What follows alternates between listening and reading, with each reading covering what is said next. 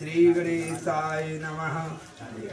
एवं स्तुता तदा देवी माया श्री भुवनेश्वरी स्वर्गादेव सर्वायु दर्शनामासं पार्थिवानम्।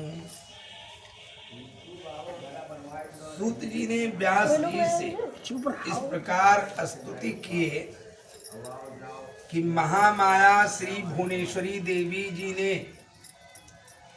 समस्त मृत राजाओं को, जो मृतक हो चुके थे राजा लोग, उनको स्वर्ग से बुलाकर और दिखा दिया। किनको? कुंती, गंधारी, सुभद्रा, विराट पुत्री उत्तरा, सभी पांडु लोग जब वापस आए हुए और अपने स्वजनों को देखा, अपने मित्र गणों को, उन लोगों ने देख करके प्रसन्न हो गए। और पूर्वाचिना व्यासिना मिते तेजसा प्रसिद्धा देवी महामाया जाल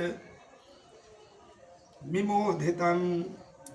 और तदंतर वो तेज वाले जो राजा लोग थे, वो इतने दिव्य, इतने सुंदर कि उनके मुख के सामान देखा भी नहीं जा सकता था, इतने दिव्य थे वो। ऐसे तेज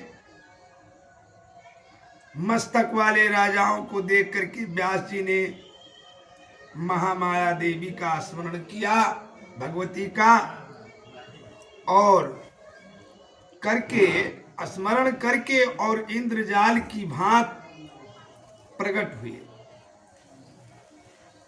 और उन सबको पुनः लौटा दिया। कहा, आप लोग यहाँ कैसे चले आए? आप लोग स्वर्ग को वापस लौट जाओ। और तब वो राजा लोग उसी समय स्वर्ग को वापस चला गए। तदा पृष्ठा एवं सर्वे पांडव मुनि तथा।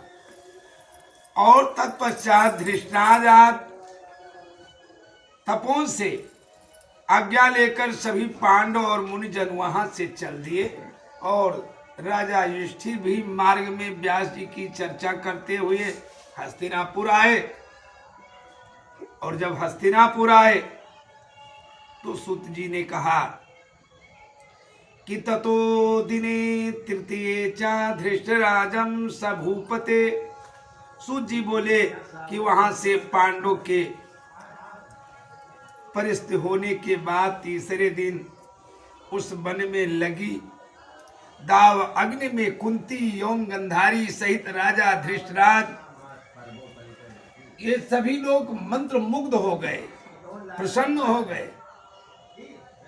जब गंधारी सहित राजा धृष्टराज मंत्र मुग्ध हो गए तो